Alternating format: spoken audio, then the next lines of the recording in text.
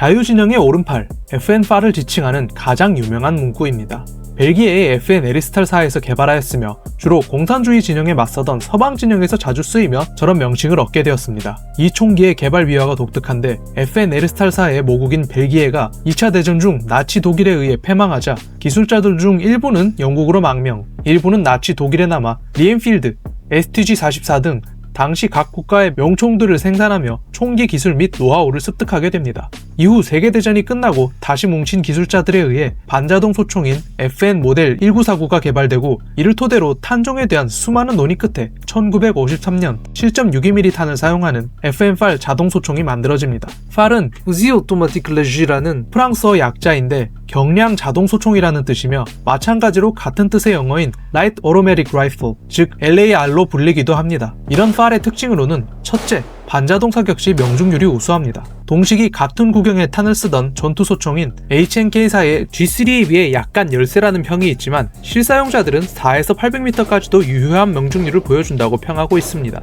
둘째, 전 세계적으로 매우 많은 총기가 생산되었습니다. 2차 세계대전기의 볼트 액션 소총을 제외하면 제식 소총 기준으로는 AK, AR-15의 뒤를 이어 무려 500만에서 700만 정 가까이 생산되어 90여 개국에서 사용될 정도였습니다. 이때 국가별로 매우 다양한 파생형을 보여줬는데 영국에선 L1A1 SLR, 오스트리아에선 STG-58, 이스라엘에선 IMI 라맛 등 각 나라의 사정에 맞게 다양한 사양이 존재하며 특히 로디지아군의 FAR은 현재까지도 컬트적인 인기를 보여주고 있습니다.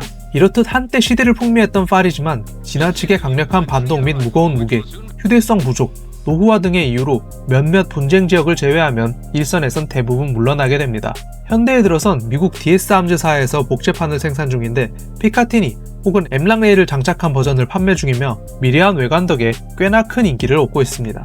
현실에서의 위상을 고려할 때 생각보다 에어소프트 제조사가 많지는 않은데 전동건으로는 킹암즈, 클래시가미, RS, 골든이글 등이 있으며 가스건으로는 VFC에서 FAR을 일반 DX 버전으로 출시하였으며 마찬가지로 DS 함재의 커스텀 버전을 OSW란 명칭으로 발매한 게 유일합니다.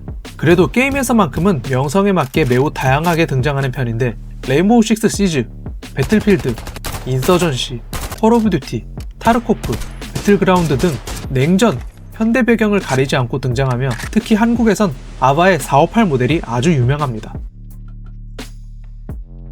오늘 리뷰할 총은 두 가지인데 첫 번째는 VFC사의 FAR DX 버전입니다. 이 모델은 가스 튜브 및 가스 피스톤까지 스틸로 교체하였으며 추가로 핸드가드, 피스톨 그립, 스톡, 세 부위도 오리 부품으로 교체하였습니다. 두 번째는 마찬가지로 VFC에서 나온 OSW MK1 순정에 FCW의 피카티니 458 킷이 장착된 모델입니다. 각 모델들은 외관 및 재질 외에는 대동소이하니 이 점을 참고하여 리뷰 감상 부탁드립니다.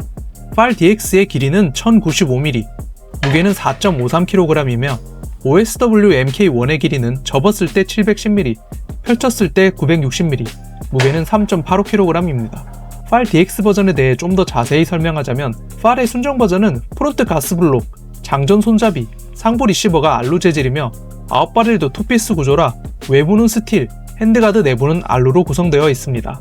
반면에 FAR DX 버전은 핸드가드 내부 가스 튜브를 제외하면 모든 부위가 풀스틸이며 아웃바렐도 원피스 통짜 스틸로 되어 내구성이 크게 향상된 모델입니다. 이 덕분에 전체적인 형상은 실총과 차이점을 찾기가 힘들 정도입니다. 여기에 핸드가드, 피스톨 그립, 스톡도 오리로 교체하여 감성을 더욱 늘려줬습니다. OSW 또한 접철식 스톡부, 피카티니 핸드가드 및 더스트 커버 때문에 같은 FAR을 기원으로 두고 있지만 거의 다른 총으로 느껴질 만큼 독특한 매력을 보여줍니다. 다만 재질은 순정 베이스인 만큼 알루인 부분들이 다소 존재합니다. 이런 알루 파츠들은 모두 DNA 옵션으로 교체 가능하지만 총 본체까지 합치면 가격대가 DX 버전 한정을 사는 것보다 훨씬 비싼 편이라 그닥 추천드리진 않습니다. 두 모델 모두 리시버 후방에 레버를 제끼면 테이크다운이 가능한데 레버 압력이 강한 편이니 주의하시기 바랍니다. 외형적으론 훌륭한 모습을 보여주지만 두 제품 모두 치명적인 단점과 소소한 문제점이 몇 가지 있는데 첫째, 후방 개머리판 부위의 전 후방 고정부 나사가 점점 풀리며 리어 사이트 부분이 깨져버립니다. 특히 버퍼를 제거하면 볼트 캐리어가 리시버를 직접 타격하여 빠른 시일 내에 반드시 파손이 발생하니 숏 버퍼를 사용할지언정 버퍼 제거는 절대로 하지 마시기 바랍니다. 버퍼를 넣은 상태에서도 장기간 사용 시 나사가 풀리며 파손이 발생하므로 신품이든 중고든 물건을 수령하면 반드시 후방 리시버의 앞쪽 나사와 개머리판을 풀면 나오는 나사를 꼭 확인해야 합니다. 순정 나사의 무른 재질 때문에 나사가 박힌 채로 머릿 부분만 부서지는 경우도 흔하기에 단순히 나사 고정제를 재도포하는 것보다는 스댕이나 좋은 스틸 재질의 나사로 교체하는 걸 추천드립니다.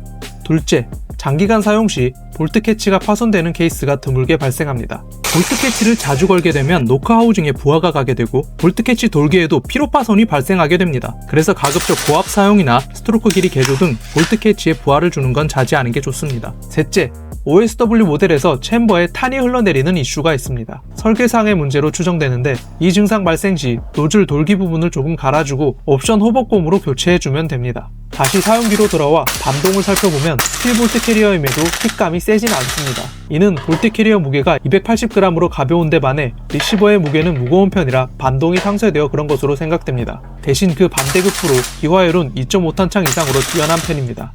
또한 탄창에는 공탄 모드를 설정할 수 있어 편의성도 아주 좋습니다. FAR DX의 해외 가격은 1189달러, 한화 약 169만원이며 부대 비용 포함 시 220만원으로 예상됩니다. OSW MK1의 해외 가격은 579달러, 한화 약 83만원이며 부대 비용 포함 시 115만원으로 예상됩니다. 마지막으로 개인적인 평점과 결론을 함께 말씀드리겠습니다. 외관 9, VFC답게 실총 형상 제어는 아주 훌륭함. 반동 6, 스틸임에도 생각보다 세진 않음. 기화율 7, 2.5탄창 이상 사용 가능. 내구도 7.5, 주요 작동부가 스틸임에도 치명적인 고질병 존재. 옵션 호환성 9.5, 실총 에어소프트용 옵션 대부분 무가공 호환 가능. 결론, FAR DX, OSW 모두 VFC다운 정교하고 뛰어난 외관을 보여주며 가스튜브처럼 눈에 보이지 않는 부위도 재현이 잘 되어 있습니다. 또한 순정 기준으로도 볼트 캐리어 및 내부 작동 부위 등 주요 부위가 스틸인 점도 가산점을 줄만합니다. 하지만 리어 사이트 블록이 깨지는 등 치명적인 이슈가 존재하며 무른 재질의 나사를 여기저기 사용한 점은 너무 아쉽습니다. 그럼에도 보강만 해주면 대부분 해결이 되는 편이며 현존 유일무이한 FAR GBB이기에 냉전 시기 전투 소총을 원하던 사람들이라면 추천드립니다. 오늘 리뷰는 여기까지입니다. 혹시나 궁금하신 총기가 있으시다면 댓글로 의견 부탁드립니다. 감사합니다. 좋아요와 구독은 영상 제작에 큰 힘이 됩니다.